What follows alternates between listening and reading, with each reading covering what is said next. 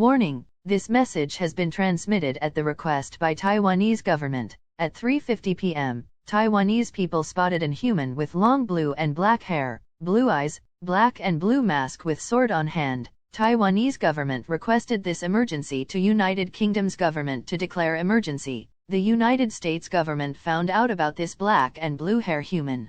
His name is AVDD60. All the countries found out about AVDD60 too. The countries was Canada, Mexico, Cuba, Brazil, Argentina, China, Russia, Ukraine, Germany, South Korea, Vietnam, Indonesia, and Australia. These countries advised everyone to seek shelter or evacuate to another country that AVDD60 don't like. North Korea is the second country to be attacked by AVDD60. The leader Kim Jong-un unfortunately didn't make it killing AVDD60. Kim Jong-un died.